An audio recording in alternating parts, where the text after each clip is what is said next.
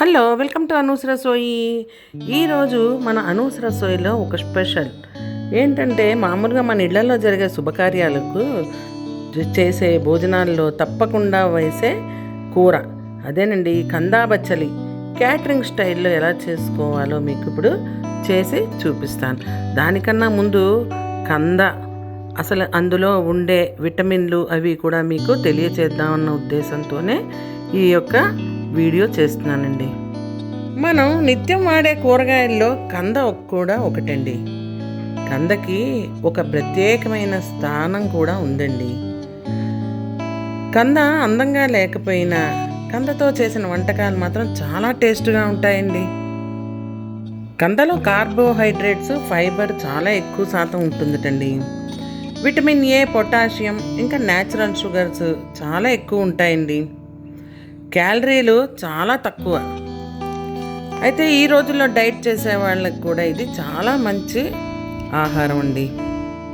అయితే మన ఇళ్లలో జరిగే శుభకార్యాలకి ఎన్ని రకాల స్వీట్లు, హాట్లు, ఎన్నో రకాలు ఉన్నప్పటికీ కూడా ఈ కందకి కాంబినేషన్గా వాడే బచ్చలి కలిపి చక్కగా క్యాటరింగ్ స్టైల్లో ఎలా చేస్తారో అది కూడా మీకు ఇప్పుడు చేసి చూపిస్తానండి.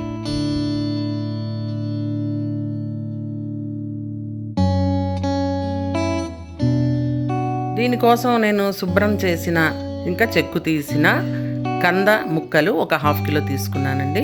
ఒక ప్యాన్ తీసుకుని ఈ కప్పు నిండా అయిన ముక్కల్ని ఇలాగా వేసేసుకోవాలి. ఇంకా దానికి సరిపడినన్ని వాటరు వేసేసుకుని 1.5 టేబుల్ స్పూన్ సాల్ట్ వేసి, ఎందుకంటే వాటర్ కూడా తర్వాత వంపేస్తాం కదండి, ఒక 1/2 టేబుల్ స్పూన్ పసుపు వేసి మూత పెట్టేసుకోవాలి. ఒక పావు గంట తర్వాత తీసి చూసేటప్పటికి చూడండి చక్కగా ఉడికిపోయిందనమాట. మొత్తం వాటర్ చాలా తగ్గిపోయాయి కదండి, ముక్కలు మాత్రం బాగానే ఉడికిపోయాయి చక్కగా. ఇప్పుడు వీటిని ఇవన్నీ కూడా చక్కగా స్టవ్ ఆఫ్ చేసేసుకుని ఇవి డ్రైన్ చేసేసుకోవాలండి. ఆ వాటర్ అన్నీ కూడా తీసేసుకోవాలి, పక్కన పెట్టేసుకోవాలి. ఇప్పుడు ఇంకొక ప్యాన్ తీసుకుని అందులోని ఒక 4 టేబుల్ స్పూన్ల ఆయిల్ వేసేసుకుని, ఇది పెళ్లి వాళ్ళకి చేసుకుంటాం కదండి, అందుకే తప్పకుండా కొంచెం జీడిపప్పు కూడా వేసుకుని కొంచెం బ్రౌన్ కలర్ వచ్చే వరకు వేయించేసుకోవాలి. పెళ్లి వాళ్ళకనే కాదండి, మన ఇంట్లో చేసుకున్నా ఇలా చేసుకుంటే ఇంకా టేస్ట్గా ఉంటుంది కదా, అందుకని నేను జీడిపప్పు ఇందులో కలుపుతున్నాను అనమాట. అవన్నీ వేగిపోయాక తీసేసుకుని అదే ప్యాన్లోని ఒక 2 టేబుల్ స్పూన్ల శనగపప్పు, 2 టేబుల్ స్పూన్ల మినప్పప్పు, ఇంకా 1 టేబుల్ స్పూను కొంచెం మెంతులు, 1 టేబుల్ స్పూను ఆవాలు వేసుకుని వేయించేసుకోవాలండి. ఇంకా చక్కగా బ్రౌన్ కలర్ వచ్చాక దానికి చూడండి చక్కగా వేగిపోయింది కదా మొత్తం పోపు. పచ్చిమిరపకాయలు ఒక 4 నేను ఇలాగా చీల్చి వేసేసుకున్నానండి. అల్లం ముక్కలు, చిన్న అల్లం ముక్కలు చిన్న ముక్కలు చేసుకుని, ఇంకా కరివేపాకు కూడా వేసుకుని వేయించేసుకోవాలి. ఇప్పుడు ఇవన్నీ వేగాక ఒక 1/2 టేబుల్ స్పూను ఇంగువ, చాలా టేస్ట్గా ఉంటుందండి. ఇంగువ కూడా వేస్తే కమ్మని వాసన కూడా వస్తుంది చూడండి చక్కగా గుమ్మగుమ్మలాడుతూ. ఇప్పుడు ఇవన్నీ వేగిపోయాక ఆల్రెడీ బచ్చలి తెచ్చుకొని కడిగి చక్కగా కట్ చేసి పెట్టుకున్నాను సన్నగా. అది కంద కన్నా కొంచెం ఎక్కువే ఉండాలండి బచ్చలి. అంటే 1 కప్పు కంద ముక్కలు తీసుకుంటే 2 కప్పుల బచ్చలి ఆకు కట్ చేసింది వేసేసుకోవాలన్నమాట. అది కూడా ఈ పోపుతో పాటు వేయించేసుకోవాలి. బాగా వేగిపోతుందండి, చక్కగా తొందరగా ఇట్టే కూడా వేగిపోతుంది చూడండి.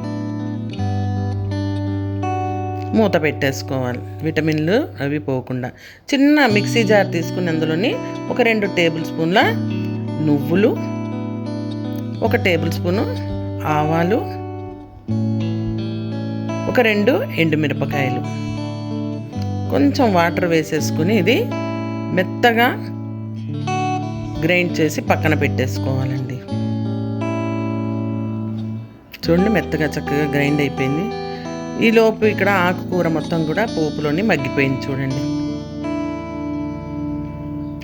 ఇప్పుడు ఇందాక ఉడికించి తర్వాత వాటర్ అన్నీ తీసి పెట్టుకున్నాం కదా కంద ముక్కలు, అవన్నీ కూడా ఇందులో వేసేసుకోవాలండి. అయితే ఇలా ముక్కలుగాను ఆకులు కలవకుండా ఉంటుంది కదా, ఇప్పుడు దీన్ని కొంచెం మ్యాష్ చేసేసుకోవాలి. అలాగని మరీ మెత్తగా చేయకూడదండి, కొంచెం కచ్చాబచ్చాగా ఇలాగా బచ్చలాకులో కలిసిపోయేటట్టు ఈ కందని మ్యాష్ చేసుకోవాలి. కొంచెం చింతపండు జ్యూస్ వేసేసుకోవాలండి. ఇది దగ్గరగా కలిపేసుకోవాలి బాగా. చాలా తొందరగా కూడా అయిపోతుందండి, తక్కువ ఇంగ్రీడియంట్స్తో ఆరోగ్యకరంగా రుచిగా చక్కగా చేసి పెట్టుకోవచ్చండి. ఇంట్లో జరిగే ఫంక్షన్లకి కందా బచ్చలి చేసుకుంటే చాలా బాగుంటుంది. ఇందాక రుబ్బి పెట్టుకున్నాం కదండి, నువ్వులు ఇంకా ఆవాలు 2 ఎండుమిరపకాయలను అదంతా కూడా ఇందులో వేసేసుకోవాలి. జారుకి కూడా కొంచెం ఉన్నందుకు కొంచెం వాటర్ వేసుకుని అది కూడా వేసేసుకోవాలి. మొత్తం కలిసేలాగా కలిపేసుకోవాలి.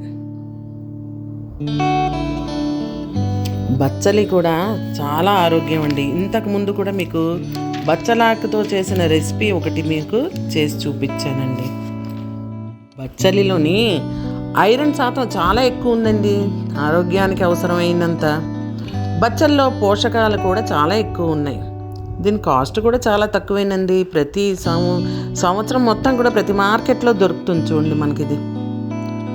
బచ్చలాకులో కార్బోహైడ్రేట్స్ ఇంకా మాంసకృతులు ఫ్యాట్ అయితే అస్సలు లేదండి. ఫైబర్ మాత్రం చాలా ఉంది చక్కగాను. ఫోలేట్ శాతం ఎక్కువగా ఉన్నందుకు చక్కగా కడుపుతో ఉన్న వాళ్ళు కూడా చక్కగా ఇది వాళ్ళ ఆహారంలో చేర్చుకోవచ్చు. ఎంతో మంచి కాంబినేషన్ కదండి కందా బచ్చలి.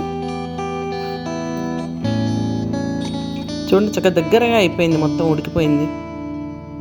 అందులో జీడిపప్పు కూడా వేసేసాం కదా, అది కూడా అందులో కలిసిపోతుంది చక్కగా. దీనికి వేడి అంటారు కానీ వేడది ఏం ఉండదండి. మరి ఫంక్షన్లు జరిగేదే సమ్మర్ సీజన్లలో కదండి. అలాంటప్పుడు మనం మన ఈ యొక్క సాంప్రదాయమైన ఈ కందా బచ్చలి కూరని చేసుకోకుండా ఉంటామా? ఎంత చక్కగా మనం పండగల్లో చేసుకుంటాము. మామూలుగా ఉట్టి రోజుల్లో కూడా ఇంట్లో చేసుకొని అప్పుడప్పుడు కనీసం 10 రోజులకు ఒకసారైనా దొరికినప్పుడు కందా బచ్చలి దొరికినప్పుడు మనం చేసుకోవచ్చండి. అయితే ఇంకొకటి ఏంటంటే బచ్చలి కూర దొరికినప్పుడు మీరు పాలకూర కూడా వేసుకోవచ్చు. మీకు కనుక ఈ రెసిపీ నచ్చినట్టయితే తప్పకుండా లైక్ చేయండి, షేర్ చేయండి, కామెంట్ చేయండి. మొదటిసారి చూస్తున్న వాళ్ళు సబ్స్క్రైబ్ చేసుకోండి. ఇంకొక మంచి రెసిపీతో మళ్ళీ మీ ముందుంటానండి.